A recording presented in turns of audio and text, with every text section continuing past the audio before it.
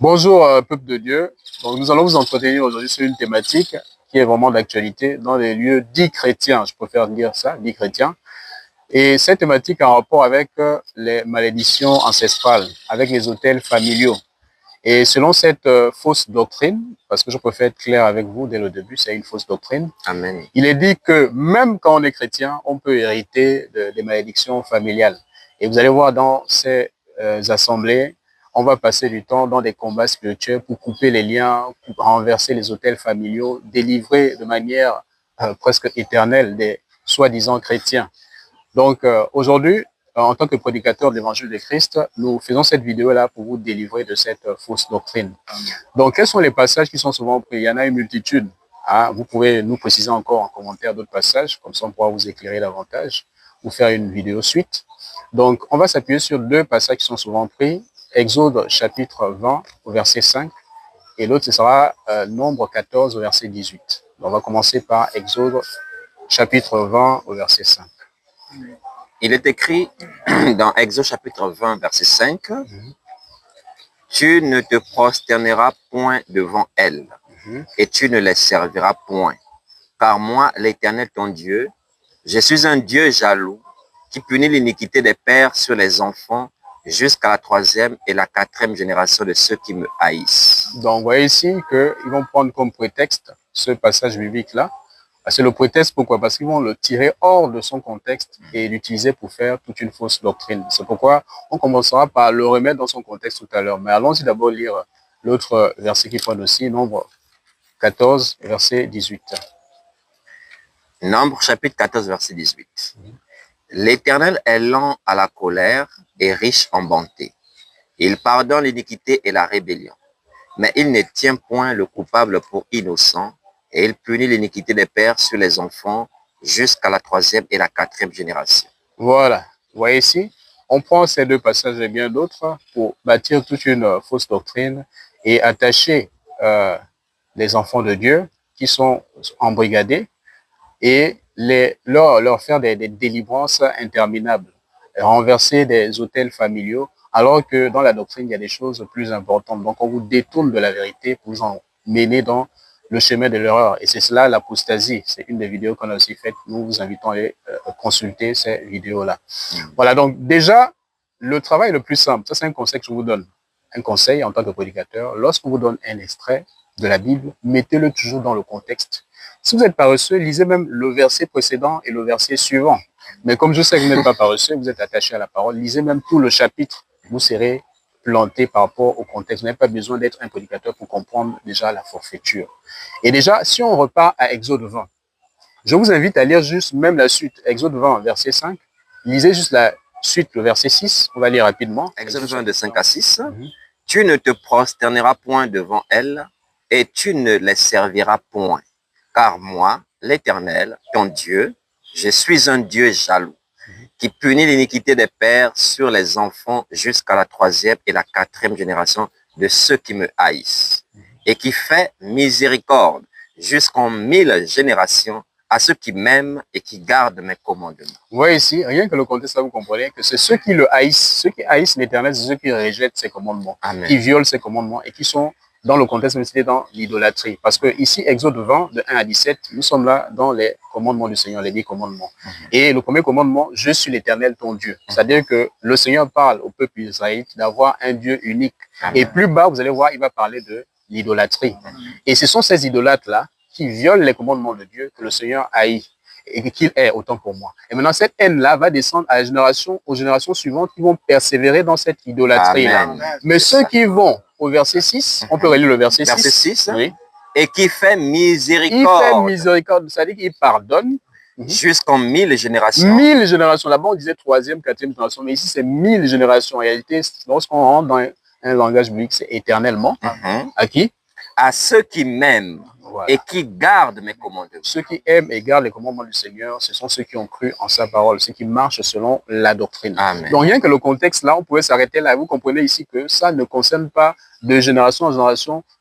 Et il y a une rupture automatique lorsque vous épousez les commandements du Seigneur. Amen. Lorsque vous croyez aux commandements du Seigneur, il y a une rupture directe. Amen. Et si cela ne vous suffit pas, on peut aller dans Ézéchiel. Parce que vous verrez que Ézéchiel, il semble avoir une contradiction avec ce passage-là. mais il n'y a pas de contradiction. Ézéchiel 18, on va lire du verset 1 jusqu'au verset 4 d'abord.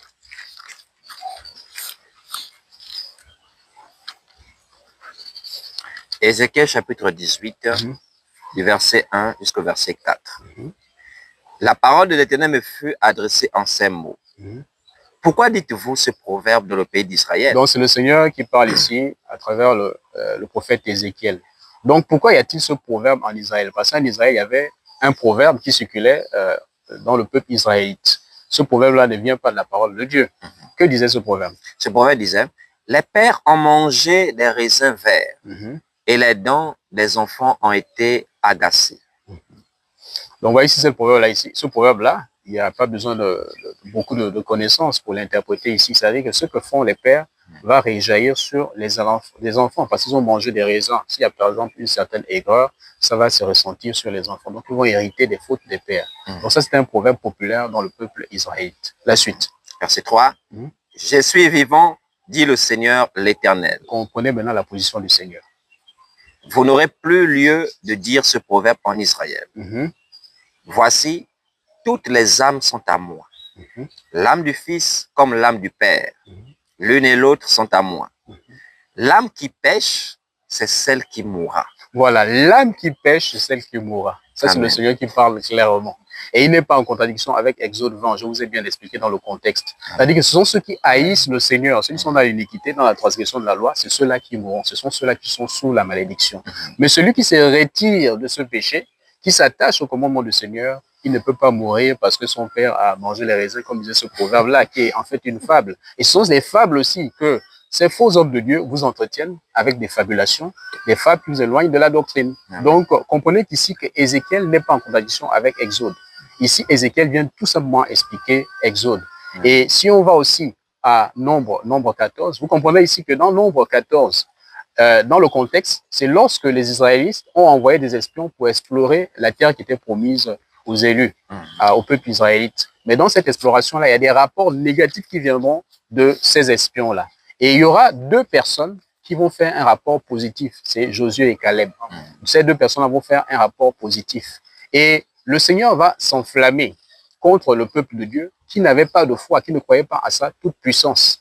Et Aaron et Moïse vont s'élever pour intercéder en faveur du peuple du Seigneur.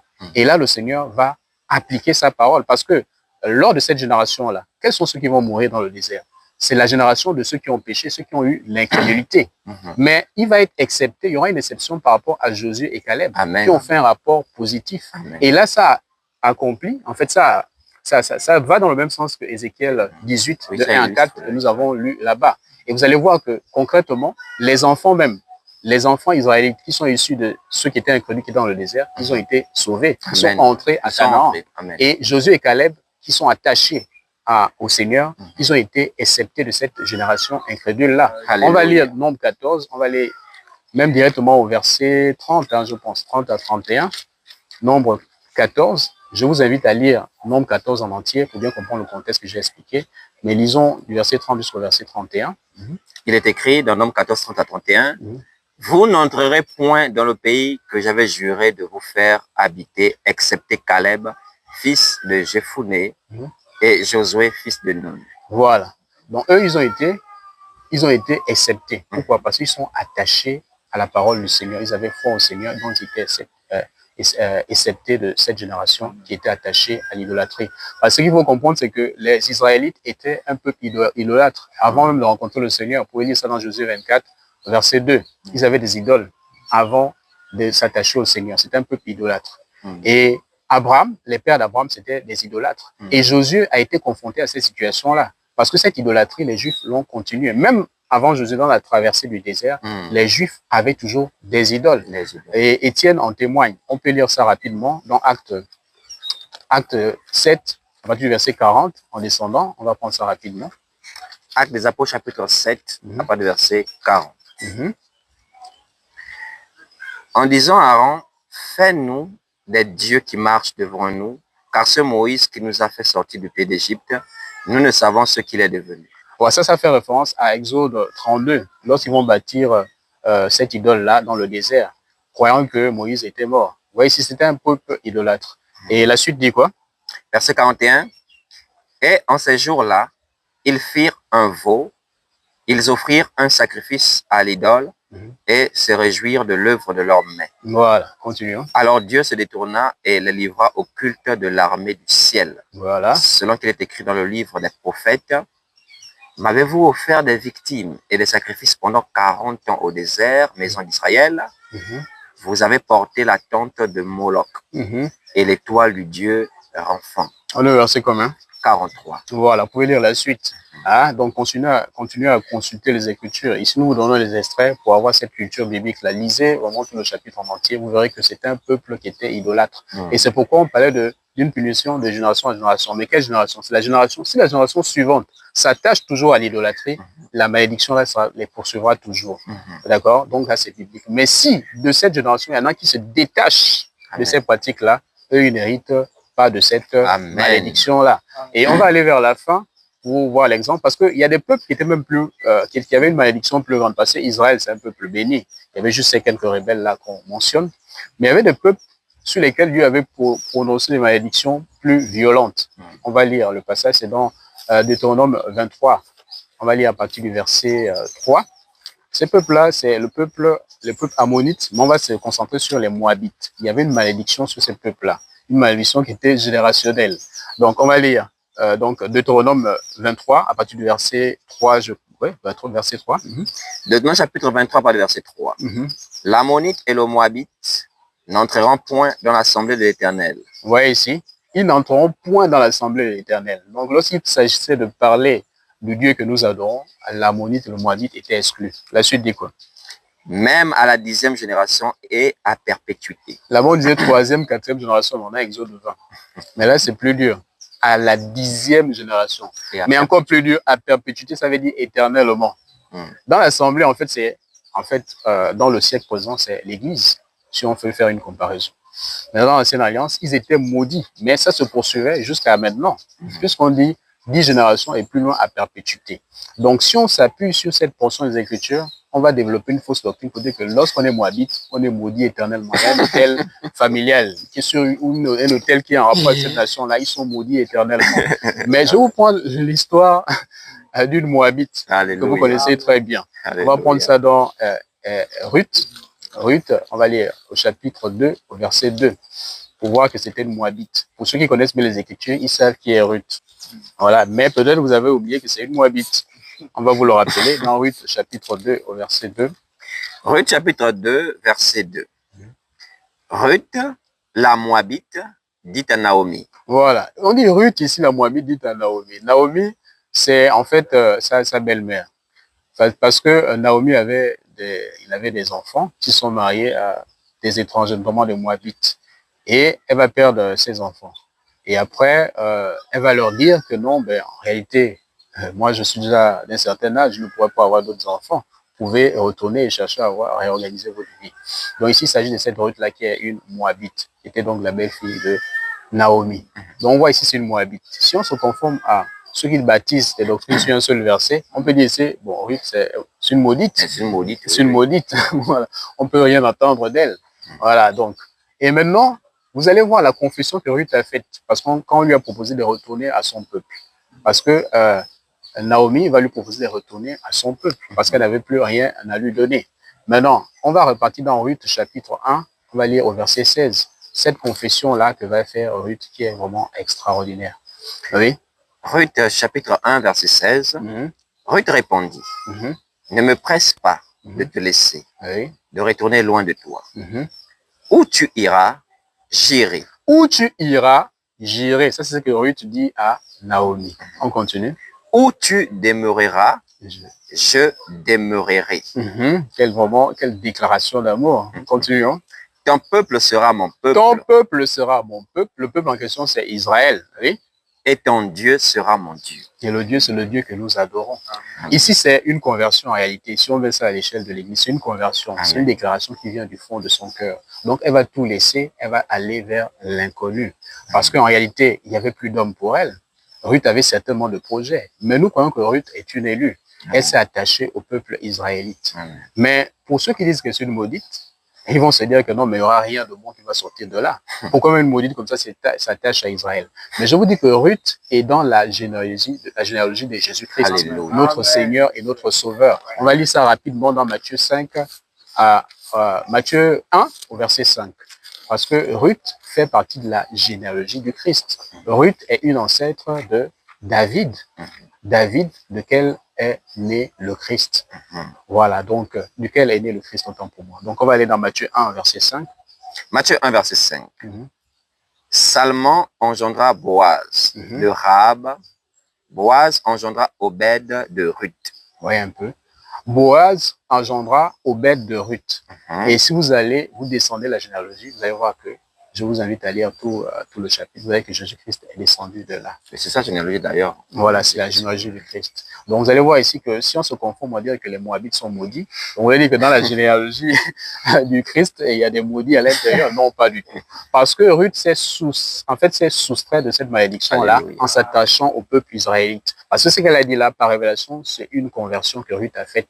C'est pourquoi elle était digne d'être dans la généalogie. Et ce que nous vous disons, et ce que développe Ézéchiel là-bas, c'est-à-dire que les péchés des pères, les malédictions des pères ne touchent pas les enfants. Ça touche les enfants seulement si les enfants perpétuent ces traditions-là, perpétuent l'adoration de ces fausses divinités-là. Mais Ruth ici, elle s'est soustraite à cela. Et c'est ce qui se passe lorsqu'on a une conversion.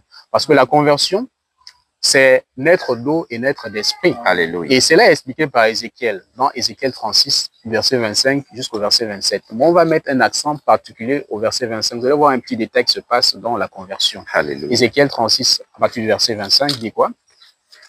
Ézéchiel chapitre 36, à partir du verset 25. Oui.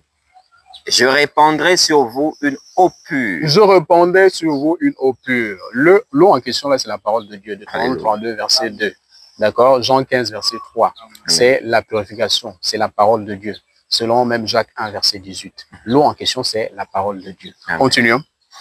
Je répandrai sur vous une eau pure et vous serez purifiés. Vous serez purifiés, oui. Je vous purifierai de toutes vos souillures et de toutes vos idoles. On voit ici, il y a la souillure, mais en deux, il y a l'idole. L'idolâtrie. Parce que la plupart des peuples de la terre, sinon tous les peuples de la terre sont dans l'idolâtrie. Que ce soit les Africains, parce que cet enseignement s'adresse aux Africains qui sont très versés dans cette forme d'idolâtrie-là, mais même les Occidentaux. Je vous invite à lire Acte 17, lorsque Paul va visiter Athènes. C'est une ville pleine d'idoles. Et les Athéniens, ce sont des Grecs, ce sont des Européens. Donc cette prédication s'adresse même aux Occidentaux. Donc lors de la conversion, on est purifié des souillures, notamment le péché adamique, mais on est aussi délivré de l'idolâtrie. Donc tout ce qui est lié à l'idolâtrie là est purifié lors de la conversion à la parole de Dieu, qui est ici, qui est esprit et vie, qui nettoie l'intérieur. Donc toutes les malédictions qui sont attachées à votre peuple sont nettoyées par la conversion. C'est ce que Ruth la Moabite a vécu. Et même dans Genèse 12, on va aller lire ça rapidement, on dira ici que toutes les nations, toutes les familles, parce que si on s'accentue sur, au-delà des nations, on s'accentue sur les familles, parce qu'il y en a qui disent qu'il y a des hôtels familiaux. Mais toutes les familles de la terre sont bénies en qui? Alléluia. Donc, on va lire Genèse 12, on va lire au verset 3, oui, Genèse 12, verset 3. Genèse 12, verset 3. Je bénirai ceux qui te béniront et je maudirai ceux qui te maudiront. Oui. Et toutes les familles de la terre seront bénies en toi. Seront bénies en Abraham. Et si on va lire Genèse 18, verset 18, on parlera en ta postérité. Amen. En ta postérité. Si vous lisez Genèse 18, 18, on dit toutes les familles de la terre seront bénies en ta postérité. Mais c'est qui la postérité d'Abraham? Allons-y lire Galates 3, verset 16. Amen. Galates 3, verset 16. Galates chapitre 3, verset 16. Oui. Or, les promesses ont été faites à Abraham et à sa postérité. Il n'est pas dit et aux postérités comme s'il s'agissait de plusieurs, mais en tant qu'il s'agit d'une seule et à ta postérité, c'est-à-dire à Christ. À Christ. Donc la postérité d'Abraham, c'est Christ. Amen. Une fois que tu as cru en Christ, selon Galates 3, verset 27, tu as revêtu Christ. Amen. Et toutes les malédictions qui étaient attachées à ta famille, à ta nation, parce que là-bas, on parle de toutes les familles de la terre. Et toutes les nations de la terre, dans Genèse 12, 12, Genèse 18, 18, sont bénies en la postérité d'Abraham, c'est-à-dire en Jésus-Christ, selon Galates 3, verset 16. Amen. Donc, selon Ézéchiel 36, verset 25, c'est-à-dire lors de la conversion, cette idolâtrie, tous ces autels-là qui étaient liés à toi, tu t'en détaches. Tu es détaché. C'est-à-dire le Christ te détache, coupe tous ces liens-là pendant la conversion. C'est pourquoi quelqu'un qui est converti véritablement, il n'y a aucun hôtel familial qui peut résister face à lui. Alléluia. Il n'héritera pas des péchés de ses ancêtres. Alléluia. Et je vais terminer avec Ézéchiel. On va repartir à Ézéchiel 18 là. On va lire maintenant à partir du verset 5 jusqu'au verset 9. Pour voir ici que le Seigneur n'est pas injuste. Il ne peut pas faire en sorte que les péchés d'un père ou d'un ancêtre retombent sur celui qui est attaché à Christ. Non.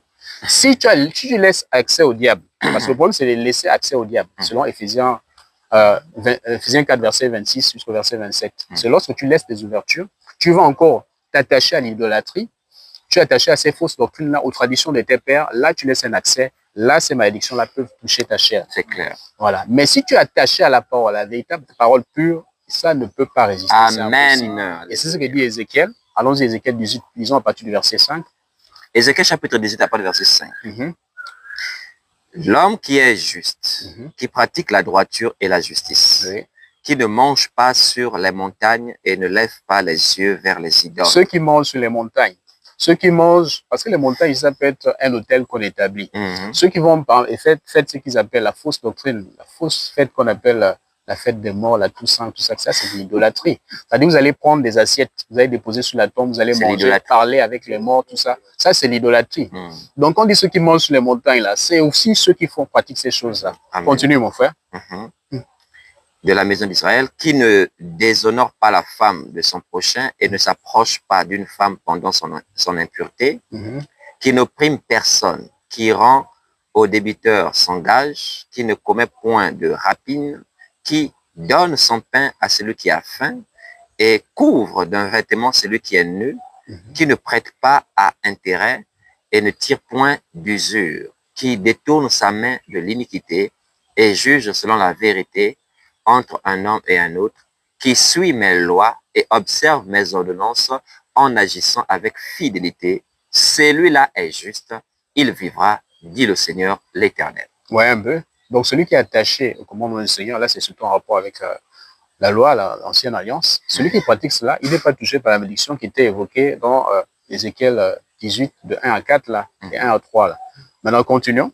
Tu es au verset combien, mon frère? J'étais au verset 9. Voilà. OK. Continue, mon modèle. Verset 10. Verset 10, oui. S'il a un fils qui soit violent, qui répande le sang. Donc, ici, on parlait injuste, on a développé un juste. Donc, le juste, lui, il est justifié, c'est bon. Maintenant, si par la suite, il fait un enfant qui va à l'encontre des commandements du Seigneur. Allez, continue.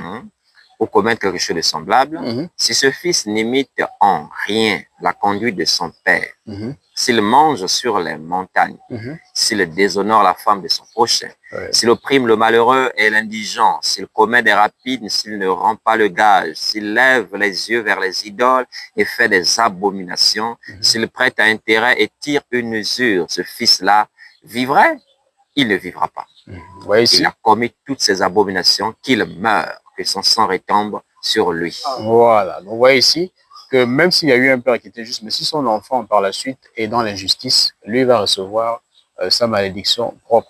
Mais si vous avez eu des parents qui étaient maudits et vous êtes attachés au Seigneur Jésus-Christ, vous ne pouvez pas hériter de ces malédictions. Et il n'y a pas un travail à faire. Vous ne verrez jamais dans les Écritures Paul, Pierre, Jean faire un travail pour couper les liens familiaux de quelqu'un. Voilà, donc je vais m'arrêter par là. Donc, cher prédicateur, je vous laisse la suite. Sois abondamment béni, cher prédicateur de la vérité. Amen. Effectivement, nous n'avons pas de combat à couper, je ne sais pas moi, les liens de la sorcellerie, les liens du péché, les liens de je ne sais quoi, familiaux, parce que mon grand-père c'est ci, l'arrière-grand-père, ma grand-mère de cela, elle a fait ça, donc ça descend sur moi aujourd'hui en Jésus-Christ. Ça n'existe pas. Ouais, le prédicateur a très bien remis les choses dans son contexte. Il est important que, en tant que disciples du Seigneur, nous remettions les choses dans leur contexte. Parce que si on ne met pas les choses dans leur contexte, on va aller dans toutes sortes de dérives.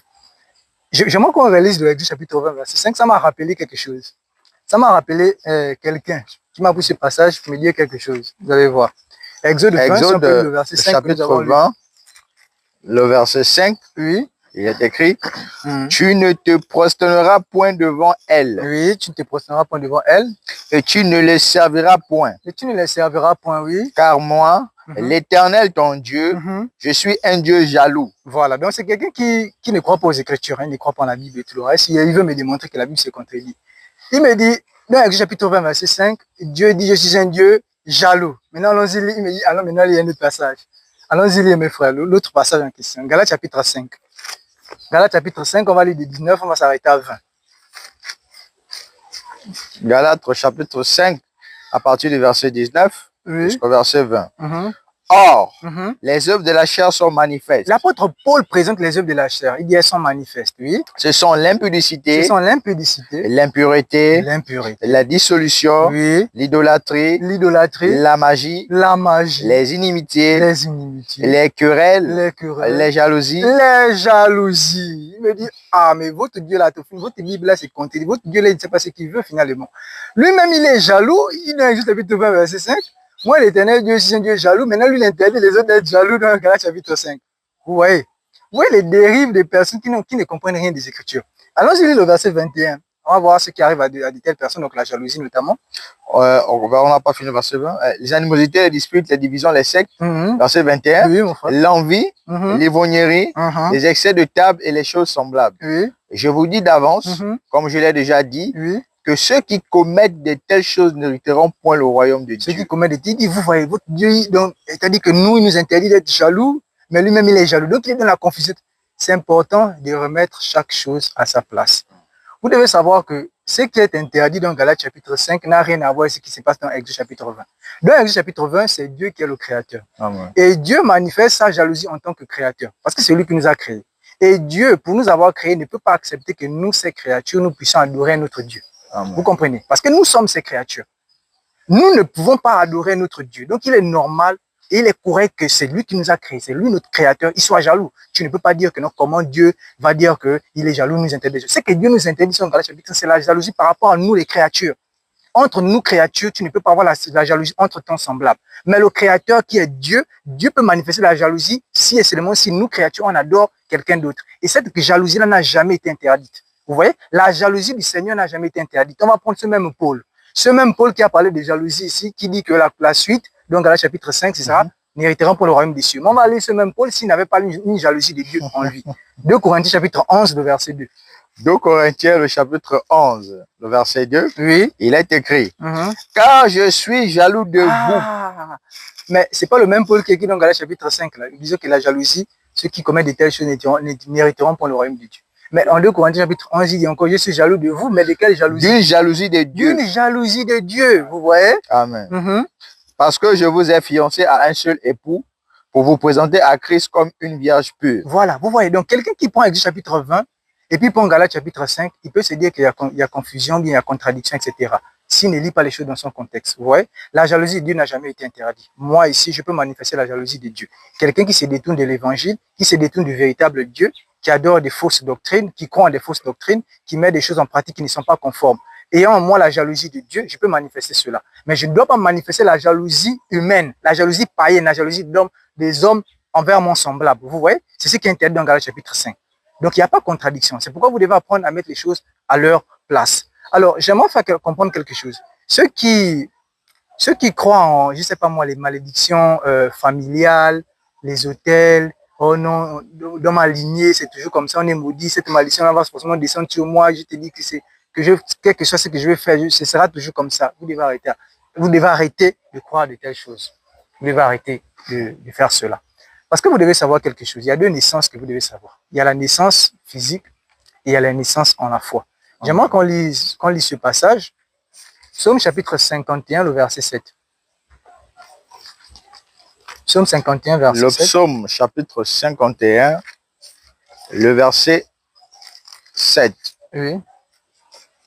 Il est écrit, voici, je suis né dans l'iniquité. Je suis né dans l'iniquité, donc il parle de sa naissance physique, David, oui. Et ma mère m'a conçu dans le péché. Et ma mère m'a conçu dans le péché. Donc il parle de sa naissance physique ici. On va prendre encore un autre passage qui parle d'une naissance physique, le Job chapitre 14. On va lire juste le verset 4. Job 14, verset 4. Job chapitre 14, le verset 4, il est écrit, comment d'un être souillé sortira-t-il un homme pur? Comment d'un être souillé? Donc il s'agit de la naissance physique. Donc si ta maman elle est souillée, toi, forcément, quand tu sors, tu seras souillé, selon le péché adamique, à cause du péché adamique. Il n'en peut sortir, oui. Il n'en peut sortir aucun. Il n'en peut sortir aucun. Donc, il s'agit ici de la naissance physique. Mais vous devez savoir que lorsqu'on croit en Jésus-Christ, lorsqu'on reçoit l'évangile de la vérité, on est d'une nouvelle naissance. Amen. On va lire cela dans Jean chapitre 3. On va lire cela à partir du verset 3 jusqu'au verset 5. Jean chapitre 3, à partir du verset 3 jusqu'au verset 5. Il est écrit, Jésus lui répondit. Jésus lui répondit, en vérité, je te le dis. En vérité, je te le dis. Donc Jésus parle à Nicodème, oui. Si un homme ne naît de nouveau, on parle de naître de nouveau. Vous voyez, donc il est d'abord né physiquement. Maintenant, il doit naître de nouveau. Il doit avoir une nouvelle naissance maintenant. Il s'agit maintenant de la naissance d'esprit. La naissance maintenant de son homme intérieur, oui. Il ne peut voir le royaume de Dieu. Il ne peut voir le royaume de Dieu. Continue, mon frère. Nicodème lui dit, comment un homme peut-il naître quand il est vieux? Oui. Peut-il rentrer dans le sein de sa mère et naître? Oui. Jésus lui répondit, en vérité, je te le dis. Oui. Si un homme ne naît d'eau et d'esprit, il ne peut entrer dans le royaume de Dieu. Très bien. Donc, il faut naître, pour naître de nouveau, il faut naître d'eau et d'être d'esprit. La naissance d'eau, c'est la naissance en la parole, comme l'avait le prédicateur David tout à l'heure, Ézéchiel chapitre 36, verset 25. Vous voyez, Jean 15, verset 3, qui dit déjà, nous sommes purs à cause de la parole. Et la naissance d'esprit, c'est lorsqu'on reçoit le Saint-Esprit. Donc, quelqu'un qui passe par ces étapes-là, il est né de nouveau. Il a une nouvelle naissance. Ce qui signifie que les choses qui avaient impact sur lui par rapport à son ancienne naissance ne peuvent plus avoir accès à sa nouvelle naissance. Parce que dans l'ancienne naissance, il appartenait à quelqu'un. Dans la nouvelle naissance, il appartient à quelqu'un d'autre. Ce qui agissait sur lui lorsqu'il appartenait à un certain quelqu'un qui était le diable, on va le voir, ça ne peut plus agir sur lui lorsqu'il appartient maintenant au Christ, au Seigneur Jésus-Christ. On va lire cela dans 2 Timothée chapitre 2, au verset 25. 2 Timothée chapitre 2, oui. Le verset 25. Il est écrit, oui. Il doit redresser avec douceur les adversaires. Donc ici, c'est l'apôtre Paul qui conseille Timothée. Timothée aussi doit conseiller justement les prédicateurs de l'évangile en disant qu'il doit redresser avec douceur, lui, les adversaires. Ses adversaires, oui. Dans l'espérance que Dieu leur donnera la repentance. Pour que Dieu donne à ces adversaires-là qui sont dans la confusion, qui sont dans le faux, Dieu doit leur donner la repentance, oui. Pour arriver à la connaissance de la vérité. Pour que ces personnes arrivent à la connaissance de la vérité, donc la connaissance du véritable évangile, oui. Verset 26. Oui. Et que, revenus à leur bon sens, et que ces personnes-là, parce que ces personnes ont écouté l'évangile de la vérité et ont cru en cet évangile-là, ils sont nés de nouveau, oui. Et ces personnes sont revenues à leur bon sens, oui. Ils se dégageront des pièges du diable. Alors ces personnes vont se dégager. Se dégager, c'est pas par un combat. C'est parce que tu es né de nouveau que tu te dégages nécessairement. Le dégagement là, c'est pas un combat. On a fait une vidéo même par rapport au combat ou la mort des ennemis. Vous pouvez aller consulter. C'est pas par ça que tu vas te dégager. C'est par le simple fait que tu es né de nouveau que tu es dégagé des pièges de qui? Du diable. Les pièges du diable qui avait fait quoi? Qui s'est emparé d'eux pour les soumettre à sa volonté. Donc le diable là s'est emparé de toi pendant un temps. Donc le diable avait accès à toi pendant un temps. Vous voyez, dans ton ancienne naissance là, le diable avait accès à toi. C'est normal que les malédictions, familiales, machin, ceci, cela, nous c'est toujours comme ça. C'est normal, c'est dans ton ancienne naissance. Mais par rapport à ton nouvelle naissance là, tu es dégagé de cela. Tu es dégagé de toutes ces malédictions là. Parce que vous devez savoir quelque chose, à chaque naissance est lié quelque chose. Vous devez comprendre cela. À chaque naissance, il y a des liens. Dans l'ancienne naissance, dans ton ancienne naissance, il y avait des liens. Et dans la nouvelle naissance, il y a aussi les liens. Dans l'ancienne naissance, les liens, c'était les liens de l'iniquité. On va lire cela, vous allez voir, c'est bien écrit, lien de l'iniquité. Ces liens de l'iniquité, c'est l'iniquité-là qui faisait un lien entre toi et le diable. C'est ce qui vous liait. Alors, dans la nouvelle naissance, il faut qu'il y ait aussi de nouveaux liens. Le lien nouveau que Jésus-Christ a placé, c'est la justice. Et c'est cette justice qui te lie aujourd'hui de Jésus-Christ. Donc, si dans l'ancienne naissance, les malédictions agissaient sur toi, mais parce que tu t'es relié au diable au travers des liens de l'iniquité. Mais aujourd'hui, dans la nouvelle naissance, il y a de nouveaux liens qui te relient justement au Seigneur Jésus-Christ, c'est-à-dire la justice. Et ces liens-là ont disparu. Donc, nécessairement la malédiction, parce que la malédiction prend appui sur des liens. Il faut un lien pour te lier à quelqu'un. Et c'est si cette malédiction-là est déversée sur la personne, par le canal de ce lien-là, ça vient vers toi. Mais si le lien a disparu, comment la malédiction va encore t'atteindre? On va lire cela, je vous ai dit le lien de l'iniquité, Acte chapitre 8, verset 22. Acte chapitre 8, le verset 22. Oui. Réponds-toi donc de ta méchanceté. Ici, Pierre dit à Simon, réponds-toi de ta méchanceté, oui. Et prie le Seigneur pour que la pensée de ton cœur te soit pardonnée s'il est possible. Il dit, prie le Seigneur pour que la pensée de ton cœur, parce que Simon, il y avait encore un problème en lui. Oui, mon frère continue, il va développer. Verset 23. Oui. Car je vois que tu es dans un fiel amer. Toi, tu es toujours dans un fiel amer, oui. Et dans les liens de l'iniquité. Et dans les liens de l'iniquité. Vous voyez, donc tu es toujours, c'est-à-dire que Simon, là où il était là, c'est-à-dire que s'il y avait des maladies sur sa famille et tout le reste, ça pouvait toujours descendre sur lui. Parce que justement, il était encore lié à ses parents par l'iniquité. C'est pourquoi notre Seigneur Jésus-Christ, on vous l'a toujours dit, n'est pas né par le sang naturel, le sang des autres qu'on appelle Marie et de Joseph. Parce que si Jésus-Christ était né justement du sang de Marie et de Joseph, il devait être lié à eux. Mais le Seigneur Jésus-Christ n'était pas lié à Marie, n'était pas lié à Joseph. Parce que lui, son sang est venu directement d'en haut. Et c'est ce sang pur-là qui nous lie aujourd'hui à lui. 1 Pierre chapitre 1, le verset 18. 1 Pierre chapitre 1, le verset 18. Il est écrit, sachant que ce n'est pas par des choses périssables, par de l'argent ou de l'or. Ce n'est pas par de l'argent, ce n'est pas par de l'or, oui. Que vous avez été rachetés de la vaine manière de vivre que vous avez hérité de vos pères. Oui. Mais par le sang précieux de Christ. Donc c'est par le sang précieux de Jésus-Christ. Vous voyez, c'est ce sang précieux de Jésus-Christ là, c'est ça qui fait notre lien, c'est ce qui donne la force à notre lien aujourd'hui.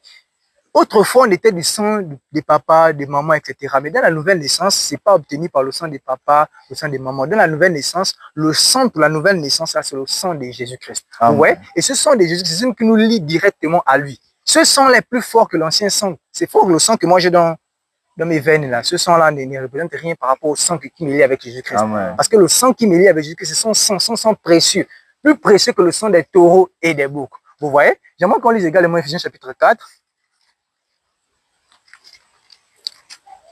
Ephésiens le chapitre 4. On va lire le verset 23. Au verset 23, il est écrit, à être renouvelé dans l'esprit de votre intelligence. On dit à être renouvelé dans l'esprit de votre intelligence, oui. Verset 24, et à revêtir l'homme nouveau. Donc aujourd'hui, on révèle l'homme nouveau. Donc un nouvel homme qu'on révèle aujourd'hui, c'est plus le même homme, je suis plus le même Léris qu'autrefois. Je suis maintenant un nouveau frère Léris, un nouvel homme aujourd'hui, oui. Créé selon Dieu dans une justice. Très bien, mon ancien moi était créé dans l'iniquité. C'est vrai. C'est pourquoi David dit, je suis né dans l'iniquité, ma mère m'a conçu dans le péché. Alors s'il y avait des malédictions à la famille, c'est normal que dans mon ancien moi, ça se déverse sur moi. Mais aujourd'hui, je suis une nouvelle créature. Je suis créé selon Dieu dans quoi? Oui. Créé selon Dieu dans une justice. Dans une justice. Donc le lien qui me relie du Père là, ce n'est plus le lien des péchés, le lien de l'iniquité comme on avait avec Simon, mais c'est maintenant le lien de la justice et de la... Et une sainteté qui produit la vérité. Et la sainteté qui produit la vérité, donc qui produit le véritable évangile de notre Seigneur Jésus-Christ. Et ce lien-là, ça dit, est tellement puissant que les malédictions d'avant là vont... Par quelle magie? Par quelle magie sont venus m'atteindre, puisqu'il n'y a plus rien ne nous lie aujourd'hui. Plus rien ne nous lie. Vous voyez, aujourd'hui, je suis connecté avec le sang de Jésus-Christ. Je suis connecté directement à lui. Je suis lié au Seigneur. Donc, tout ce qui agissait sur moi autrefois, là, tout ça, là, c'est brisé. Ça a été détruit, ça a été aboli. J'aimerais qu'on lise un passage, je vais finir par là. C'est le Colossiens chapitre 1, le verset 13, au verset 12 au verset 13. Colossiens chapitre 1 à partir du verset 12 jusqu'au verset 13, il est écrit, rendez grâce au Père qui vous a rendu capable d'avoir part à l'héritage des saints dans la lumière. Donc le Père nous a rendu capable d'avoir part à l'héritage des saints dans la lumière. Il nous a délivrés de la puissance des ténèbres. Très bien, donc il nous a arrachés de quelque part, là où tu étais lié là, par les liens de l'iniquité, les liens de malédiction de je ne sais quoi. Tu as été arraché de là-bas, oui. Et nous a transportés dans le royaume du Fils de son amour. Tu as été transporté dans le royaume du Fils de son amour. Et dans ce royaume-là, tu as de nouveaux liens qui te lient justement au Père. Vous voyez, ce lien-là, c'est la justice au travers du sang de notre Seigneur Jésus. Plus rien je sais pas moi, l'ancienne liaison qu'il y avait ne pourra encore t'atteindre aujourd'hui. En Jésus-Christ, nous que vous voyez là, on n'a pas peur de, je sais pas moi, lien des grands-parents. Ça va commencer, ça va passer par où? Parce que si ça m'atteint, c'est que je suis en train de dire que le lien là est plus fort que le lien que j'ai avec Jésus-Christ aujourd'hui. Et que le sang que j'avais là est plus grand que le sang du Seigneur Jésus-Christ. Mais si nous croyons que le sang de Jésus-Christ c'est-à-dire que c'est un sang beaucoup plus précieux que le sang des papas et des mamans, le sang de l'ancienne naissance. Alors pourquoi avoir peur de, je sais pas moi, d'une malédiction qui avait été dit il y a de cela, je sais pas moi, 300 ans, bien de cela 50 ans ou 20 ans, que je vais maintenant vivre dans le traumatisme, dans la peur. Donc, vous devez savoir que en Jésus-Christ, accrochez-vous au Seigneur Jésus-Christ véritablement. J'ai dit aussi véritablement. Parce que si tu es dans la confusion, tu es dans l'abandon de la foi, tu crois que tu es dans la véritable foi, et puis après, tu ne viens pas dire, oh non, pourquoi les liens, mais c'est normal. Mais tu ne poses pas la question de savoir pourquoi les liens là se déversent encore sur moi. Mais est-ce que d'abord, toi-même, tu es dans la vérité? C'est ça, il faut être dans la vérité, il faut être dans le véritable message pour que ces liens-là n'ont plus accès à toi. Mais si toi-même, tu n'es même pas, d'abord, tes liens-là ne sont pas renforcés. C'est-à-dire, les liens que tu as ne sont pas renforcés en Jésus. Mais c'est normal que les malédictions-là se déversent encore sur toi. Donc, cherche d'abord à améliorer les liens que tu as avec le Seigneur Jésus-Christ pour que ces malédictions ou ces péchés, ces pas ancestraux-là ne puissent pas avoir accès à toi. Donc, amen.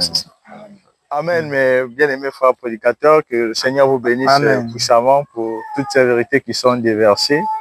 Et c'est tellement clair et limpide que nous nous demandons souvent comment des gens sont si aveuglés, mais nous comprenons que ce n'est pas de votre faute.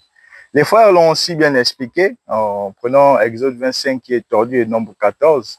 Et souvent, la question que nous nous posons, c'est comment est-ce que vous prétendez être des enfants de Dieu et vous êtes convaincus que vous êtes encore attachés à des autels familiaux, à des malédictions familiales. Mais est-ce que vous avez véritablement d'abord compris qui est appelé enfant de Dieu ou qu'est-ce qu'est un enfant de Dieu? Amen. Nous allons demander aux Écritures qui est même l'enfant de Dieu. Romains chapitre 8, le verset 9. C'est peut-être parce que vous n'avez pas connaissance de qui est enfant de Dieu que vous vous laissez tromper si facilement par ces gourous et vous demeurez dans ces genres de doctrines mensongères. Romains chapitre 8, verset 9. Amen, mon frère. Pour vous, vous ne vivez pas selon la chair, Amen. mais selon l'esprit. Si du moins l'esprit de Dieu habite en vous. Si quelqu'un n'a pas l'esprit de Christ, il ne lui appartient pas. Comment vous prétendez appartenir à Christ, mais vous dites être attaché ou lié par des malédictions familiales ou des autels, etc. Alors qu'il est clair ici en Romains chapitre 8, verset 9, que celui qui appartient à Christ a l'esprit de Dieu en lui. Amen. Il a l'esprit de Christ. Amen. Mais quel est l'esprit de Christ? Qu'est-ce que l'esprit de Christ? Lisons en 2 Corinthiens chapitre 3, le verset 17. 2 Corinthiens chapitre 3, verset 17. Or, le Seigneur, c'est l'Esprit. Or, le Seigneur, c'est l'Esprit. Jean chapitre 13, verset 13, Jésus va dire aux disciples, vous m'appelez Maître et Seigneur, vous le faites bien car je le suis. Amen. Jean chapitre 8, verset 12, Jésus-Christ dit qu'il est la lumière du monde. Amen. Donc, si le Seigneur, c'est l'Esprit, c'est que l'Esprit, c'est la lumière. Amen. Mais quel rapport y a-t-il entre l'iniquité et la lumière? 2 Corinthiens chapitre 6, le verset 14. 2 Corinthiens 6, verset 14.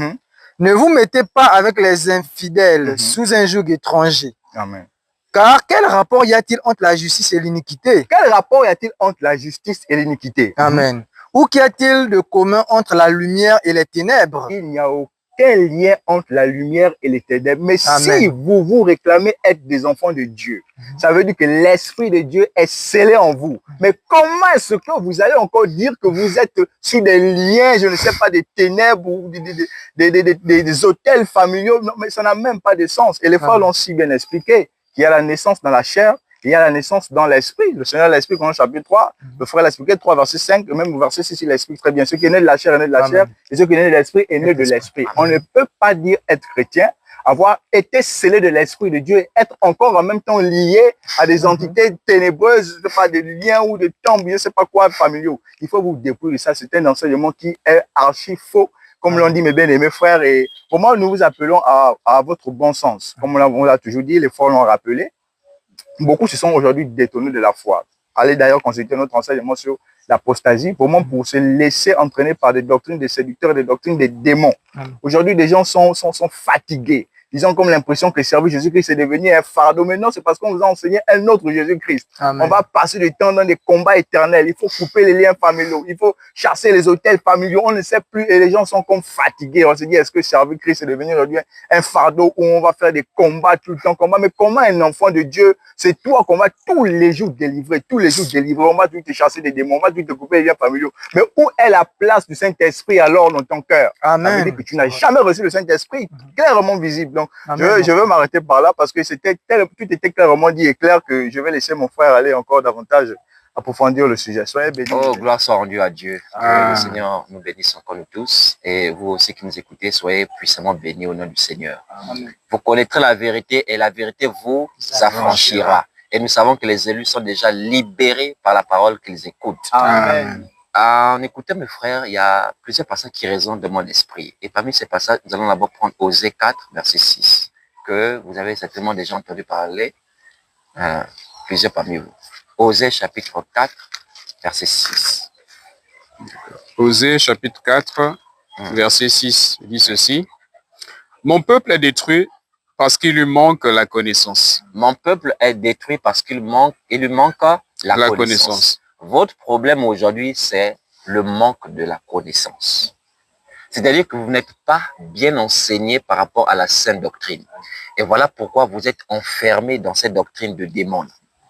C'est normal, parce qu'on dit la foi vient de ce qu'on entend, et ce qu'on entend vient de la parole de Christ. Mais vous devez savoir qu'il y a aussi une foi inversée, une fausse foi, qui repose non sur la parole de Christ, mais sur les traditions des hommes.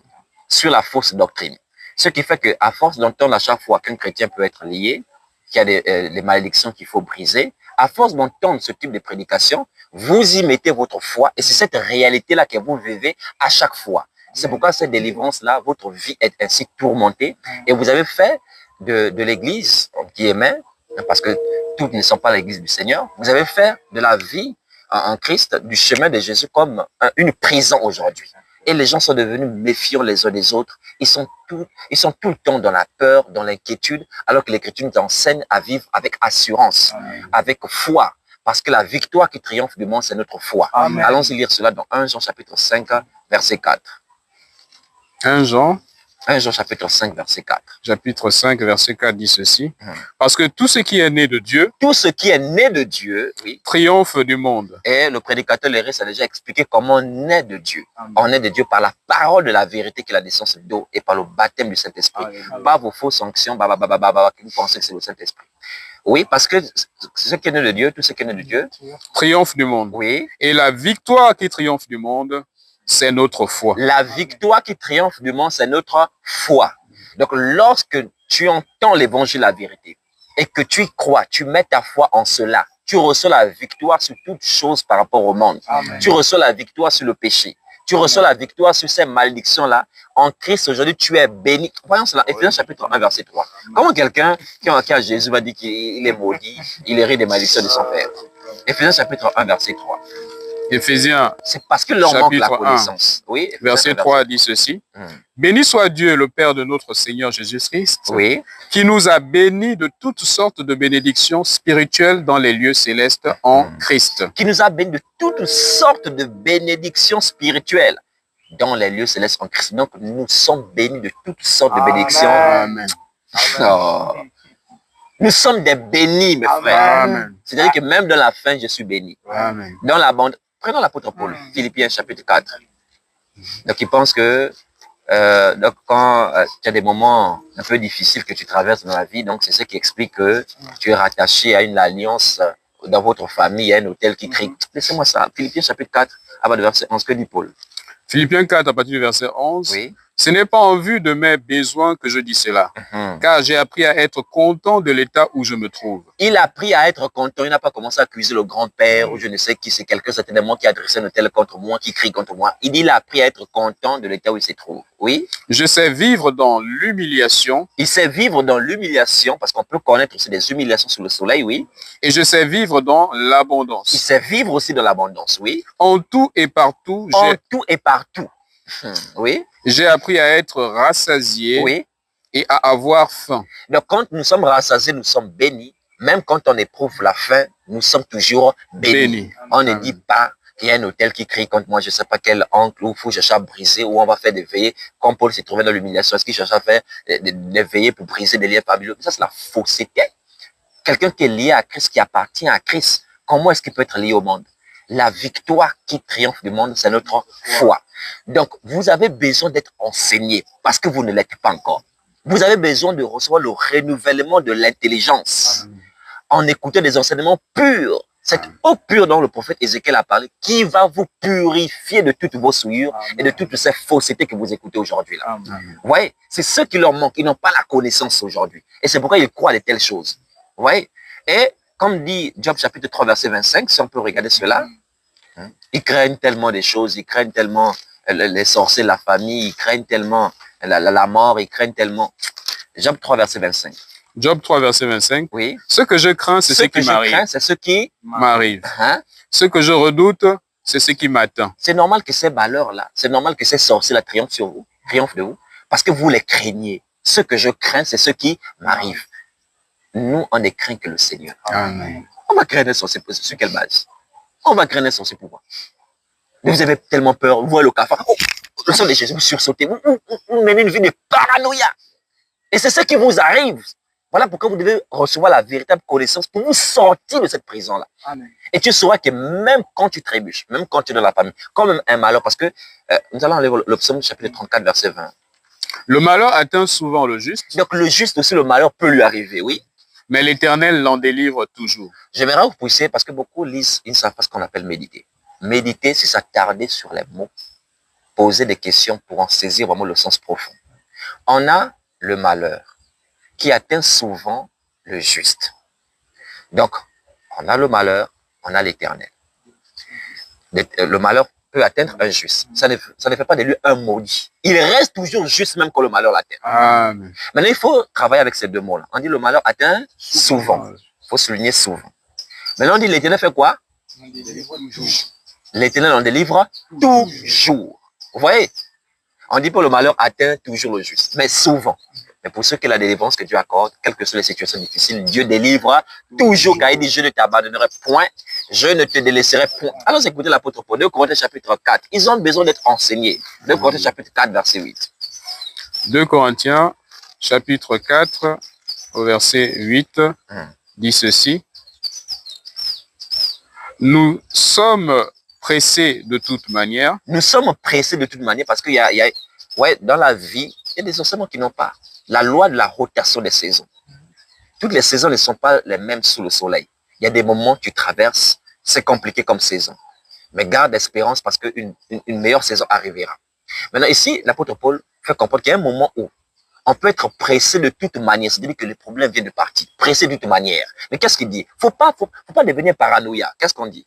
Nous sommes pressés de toute manière. Nous sommes pressés, sous-pressionnés, vraiment pressés, opprimés de toute manière, oui. Mais non réduits à l'extrémité. Vous comprenez? On n'est pas réduit à l'extrémité. On peut être sous la pression, mais sans être réduit à l'extrémité, parce que Dieu ne permettra pas cela, oui. Dans la détresse. On peut être dans la détresse. Mais non dans le désespoir. Pourtant, parmi eux, nombreux sont dans le désespoir. Un enfant de Dieu peut être dans la détresse, mais il n'est pas dans le désespoir. Parce que Dieu va faire éclater sa gloire à travers cette épreuve. Amen. Et la suite dit, persécuté. On peut être persécuté, oui. Mais non abandonné. On n'est jamais abandonné. Je ne t'abandonnerai point. Amen. Oh, le point, il est fort. Oui. Abattu, mais non perdu. On peut être abattu parce que les situations difficiles, le malheur peut atteindre aussi le juste. Vous voyez? Mais on n'est pas perdu parce que Dieu fait toujours grâce. On doit placer notre confiance ainsi en Dieu et être patient dans la prière. Soyez patient dans l'affliction de l'Écriture. Romains chapitre 12. Mais je suis obligé de citer tous ces passages-là parce que si on recommande, il y en a qui ne les lisent même pas. Tout ça, ça y est dans les Écritures. Romains chapitre 12, verset 12. Romains 12, 12 oui. Dit ceci. Réjouissez-vous en espérance. Réjouissez-vous en espérance, oui. Soyez patient dans l'affliction. Quand l'affliction vient, apprenez la patience. Ça travaille aussi votre patience, oui. Persévérez dans la prière. Persévérez dans la prière en vous soumettant toujours à la volonté de Dieu. Amen. Aujourd'hui, lorsqu'on parle de veillée de prière ou de veillée de culte, les gens certainement mettent des kimonos spirituels, se préparent déjà avec des machettes pour aller couper les liens, couper le diable. Mais c'est le lien qu'ils coupent là qui les fait repousser. Lorsqu'on parle de combattre dans la prière là, c'est quoi? C'est couper les liens, se briser. On va écouter un témoignage, parce que nous parlons toujours selon la sainte doctrine. On peut combattre dans la prière, mais il s'agit de quel combat? Colossiens, chapitre 4, on va regarder le verset, avant le verset 12. Colossiens, chapitre 4, verset 12. Colossiens, chapitre 4, verset 12, dit ceci. Oui. Et Paphras, qui est des vôtres, vous salue, serviteur de Jésus-Christ. Oui. Il ne cesse de combattre pour vous dans ses prières. On va voir ce combat, c'était quoi? Afin que, parfait et pleinement persuadé, vous persistiez dans une entière soumission à la volonté de Dieu. Il y a ceux qui n'étaient pas pleinement persuadés. Il faut qu'ils soient pleinement persuadés. Et vous vous soumettez à quoi? Le but, c'est quoi? Vous soumettez? Ah, donc je vais relire. Oui. Il ne cesse de combattre pour vous dans ses prières, Oui. afin que, parfait et pleinement persuadé, vous persistiez dans une entière soumission à la volonté de Dieu. Il ne cesse de combattre pour vous dans ses prières. Qu'est-ce qu'il demande sans cesse dans ses prières? Il mène un combat dans la prière pour l'église des Colosses. Est-ce que c'était pour couper les liens familiaux, briser les balises? Non. C'était pour que l'église persévère, demeure persévérant à la volonté de Dieu, pour ne pas qu'il se détourne, pour suivre des doctrines de démons comme on en voit aujourd'hui là. Pour qu'il soit affermi de la foi, qu'il soit enraciné. Pourquoi je parle beaucoup? Revenons au chapitre 1, c'est bien expliqué là-bas. Colossiens chapitre 1, on peut regarder à partir du verset 9. Colossiens 1, 9. Oui. C'est pour cela que nous aussi, depuis le jour où nous en avons été informés, oui. Nous ne cessons de prier Dieu pour vous. Nous ne cessons de prier Dieu pour vous. Donc, il priait sans cesse pour l'église de Colosse. Et il demandait quoi? Et de demander que vous soyez remplis de la connaissance de sa volonté. C'est ça, parce qu'il vous manque la connaissance. Amen. Vous soyez remplis de la connaissance de sa volonté. Nous aussi, nous combattons dans nos prières pour que Dieu vous remplisse de la connaissance de sa vérité, Amen. de sa volonté, oui. En toute sagesse En toute sagesse. et intelligence On continue. spirituelle. Oui. Pour marcher d'une manière digne du Seigneur. C'est ça, une manière digne, conforme à la parole, digne du Seigneur, oui. Et lui être entièrement agréable. C'est ça le combat qui le menait dans leur prière, oui. Portant des fruits en toutes sortes de bonnes œuvres. Pratiquant la justice, comme on l'a parlé tout à l'heure, oui. Et croissant par la connaissance de Dieu. Croissant dans la connaissance par la connaissance de Dieu. Voilà quand les apôtres combattaient dans leur prière. Quand les ministres de Dieu combattaient dans leur prière pour l'église. C'était par rapport à ces choses-là. L'affermissement de l'église. Que l'église soit remplie de la connaissance. L'église puisse grandir dans la connaissance. Qu'elle ne se détourne pas en suivant les séducteurs, en suivant l'apostasie. Que l'église vraiment soit enracinée et fondée en Christ et puisse produire de bonnes œuvres. Pratiquer la justice en attendant le retour glorieux de Jésus-Christ. C'est ça le combat dans la prière. Parce que le combat qui consiste à annoncer l'évangile, il y a aussi le combat dans la prière. C'est pour la persévérance de l'église, l'affermissement des enfants de Dieu. Ça n'a rien à voir briser, détruire. Ça n'a rien de cela.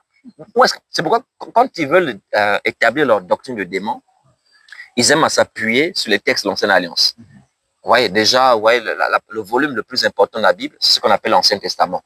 Donc, tellement c'est volumineux-là, beaucoup ne lisent pas ça, donc ne connaissent pas les contextes, et facilement, on peut bâtir des fausses doctrines là-dessus. Ils ne viennent pas prendre les textes de la Nouvelle Alliance. Sinon, à peine ils survolent et déforment leur sens.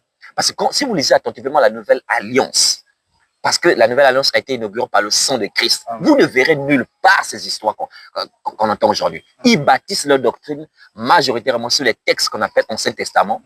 Pourquoi? Parce que comme là-bas aussi, Christ n'était pas encore mort, tout n'était pas encore accompli. Donc, c'est plus facile de faire asseoir ce genre de doctrine de démon en simple. C'est sans ce que Paul a dit, les ennemis de la croix de Christ. Allons-y voir le nom Philippiens chapitre 3. Il faut bien qu'ils vous maintiennent dans la peur, dans la manipulation, pour nourrir leur Dieu que leur ventre. Philippiens chapitre 3, pas de verset 18. Philippiens chapitre 3, à partir du verset 18. Oui. Quand il en est plusieurs qui marchent en ennemis de la croix de Christ. La croix de Christ, oui. Je vous en ai souvent parlé et j'en parle maintenant encore en pleurant. Ils vous parlent de la croix de Christ, mais en vrai, ils sont ennemis de la croix de Christ. Pourquoi? Parce qu'ils n'enseignent pas les biens fondés de la croix de Christ. On continue, mon frère, oui. Leur fin sera la perdition. C'est l'enfer qui les attend, oui. Ils ont pour Dieu leur ventre. C'est ça. Ils mettent leur gloire dans ce qui fait leur honte. Après, ils ne pensent qu'aux choses de la terre. Voilà pourquoi, pour eux, quand un malheur atteint un juste, c'est forcément les liens familiaux, c'est souvent les malédictions, il faut briser, etc. Ils ne pensent qu'aux choses de la terre. On continue. Nous, est-ce qu'on pense aux choses de la terre? Oui. Mais notre cité à nous est nous, là. dans les cieux. Nous sommes assis dans les lieux célestes en Christ. Pour nous toucher, il faut d'abord aller là-bas. Qui va nous toucher? Qui va nous toucher? Donc, notre cité à nous est dans les cieux. Ces imposteurs-là qui marchent en ennemi de la croix de Christ, Christ qui a payé le prix, vraiment, ça me fait mal. Parce que quand nous lisons les souffrances de Christ, Ésaïe chapitre 53, c'est pour que celui qui croit en lui, qui se répand, se convertit, soit délivré de toutes ces malédictions-là. Mais qu'on vienne enseigner à quelqu'un qui a cru en Jésus-Christ, qu'il peut encore être rattaché à ces malédictions, ça peut encore le poursuivre, c'est s'opposer. Non. Ce sont des doctrines de démons. C'est annuler. Donc, le tout est accompli. Non, tout n'est pas accompli. L'œuvre rédemptrice n'est pas accomplie. Donc, la délivrance que la croix de Christ apporte n'est pas suffisante. Il faut que quelqu'un aujourd'hui te balance sa veste, soit délivré et sans cesse, et c'est ça qui va te délivrer. Si le sang de Christ n'est pas suffisant pour te délivrer, il n'y a rien d'autre qui puisse te délivrer. Amen. Et ce n'est pas un sang qu'on passe le temps à invoquer sang. Non. Quand tu crois en l'évangile, que Christ est mort pour tes péchés et qu'il est ressuscité pour ta justification, tu y crois de tout ton cœur, tu le confesses, que Christ est ton Seigneur et ton Sauveur. Son sang agit déjà en toi et te délivre de toute iniquité et te délivre de toute malédiction. Et tu es classé parmi les bénis. Même ton corps appartient à Jésus. Parce qu'il y en a qui veulent trouver comme refuge. Ah non, c'est simplement notre esprit. Notre corps là, ça appartient encore à nos grands-pères qui ont tissé des alliances avec les démons. On va voir notre corps là. Ça appartient à qui? 1 Corinthiens chapitre 6, verset 20. 1 Corinthiens chapitre 6, verset 20. verset 20. Oui. dit ceci. Hmm. Car vous avez été rachetés à un grand prix. Oui. Glorifiez donc Dieu dans votre corps et dans votre esprit qui appartiennent à Dieu. Vous voyez qu'il n'y a pas que notre esprit qui appartient à Dieu. Notre corps également appartient à Dieu. C'est pourquoi en 1 Thessaloniciens chapitre 5, verset 23, qu'est-ce qu'il dit là-bas? 1 Thessaloniciens chapitre 5, verset 23 jusqu'au verset 24. 1 Thessaloniciens chapitre 5, Oui. de 23 à 24. Dit ceci. Que le Dieu de paix vous sanctifie lui-même Oui. entier, Oui. et que tout votre être, l'esprit, l'âme et le corps est compris dedans, oui, soit conservé irrépréhensible lors de l'avènement de notre Seigneur Jésus-Christ. Oui, verset 24. Verset 24. Celui qui vous a appelé est fidèle, Oui. c'est lui qui le sanctifiez tout entier, esprit, âme et corps. Sanctifier veut dire quoi? Mis à part. Oh. C'est-à-dire que dans nos familles charnelles, avant la conversion, là, on appartenait au diable, aux entités de nos familles, esprit, âme et corps. Mais lorsqu'on a entendu l'évangile de la vérité et qu'on a cru de tout notre corps, de tout notre cœur, Dieu a sanctifié, il a mis à part. Mis à part, c'est pourquoi on dit votre corps et votre esprit qui lui appartiennent. Oui, nous sommes conscients que ce corps est mortel. Nous sommes conscients que ce corps attend la rédemption. Mais en attente de la rédemption, Dieu se sert de ce corps pour faire éclater sa gloire. C'est mis à part. Donc, il n'y a pas un lien encore avec les malédictions, je ne sais quelle famille qui me rate. Vous avez besoin de la connaissance. Vous avez besoin de naître vraiment en Dieu. Vous avez besoin vraiment de la vérité. Le conseil que nous vous donnons, c'est de sortir de là. Pourquoi? Parce qu'il est écrit dans 1 Corinthiens 15, c'est mieux qu'il voit cela, verset 33. 1 Corinthiens chapitre 15, oui. verset 33, oui. Ceci. Ne vous y trompez pas. Les mauvaises compagnies corrompent les bonnes mœurs. C'est ça, à force de marcher, de prier avec les personnes qui invoquent à tout temps le sang, et qui envoient le feu à leurs ennemis, briser les liens, détruire. C'est normal que vous suivez la danse. Les mauvaises compagnies dont on parle là, ce sont les faux frères. Si vous remontez plus au verset 12, vous allez comprendre cela. Pourquoi? Parce qu'ici on parle à l'église de Corinthe. Au verset 12, qu'est-ce qu'il dit? 1 Corinthiens 15, verset 12. Oui. Or, si l'on prêche que Christ est ressuscité des morts, oui.